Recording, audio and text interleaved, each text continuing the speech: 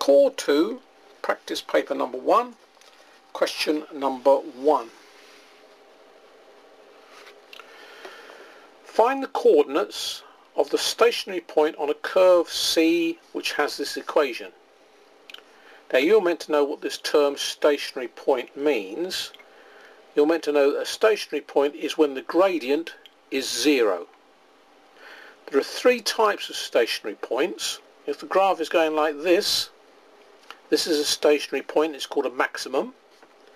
If the graph is going like this is a stationary point, it's called a minimum. And if this graph is going like this or like this, the gradient will be 0 there, and this is called a point of inflection. So a stationary point is when the gradient at that point is 0. So each of these are stationary points. So here's our equation of our curve.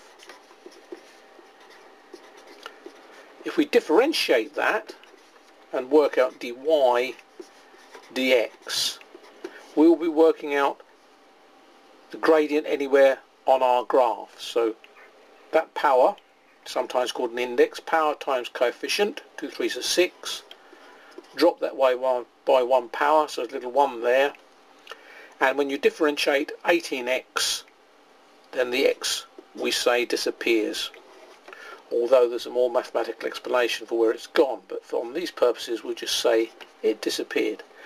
So this is the equation of the graph, this is the equation of the gradient anywhere on that graph, and for a stationary point,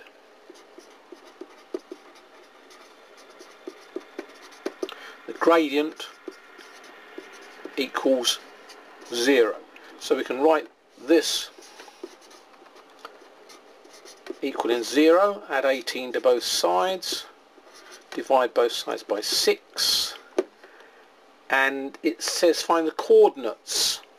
So if I stop there, I haven't finished the question, I still need to know the y coordinate.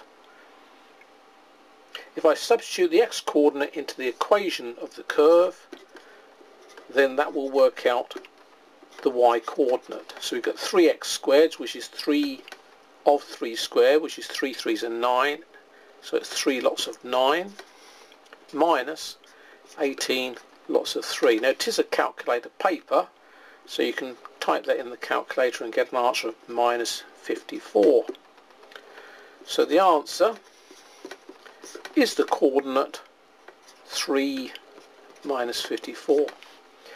Do remember, these sentences that I keep writing down as I go through are not just for me to explain to you how to do the question, but to point out to you that you should be writing statements like this, you should be writing sentences like this on your exam paper.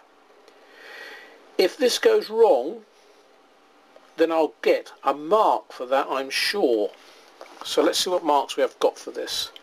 There'll be a mark for the differentiation, as I say, a mark for that statement, a mark for the working out, and a mark for the final answer. Writing statements on your exam paper is extremely important. It helps you understand what you're doing and get your head around what you're doing. It helps the examiner follow your thoughts, and it also can be worth marks. So that's question 1 on this paper.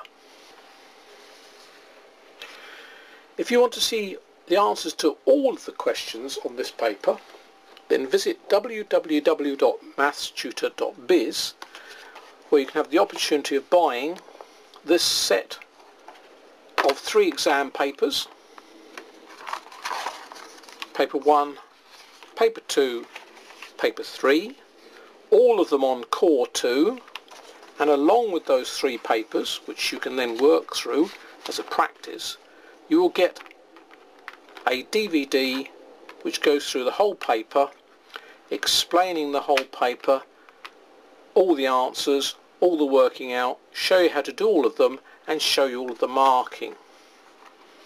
So please visit mathstutor.biz, where you can see all the details of all of the teaching DVDs available there.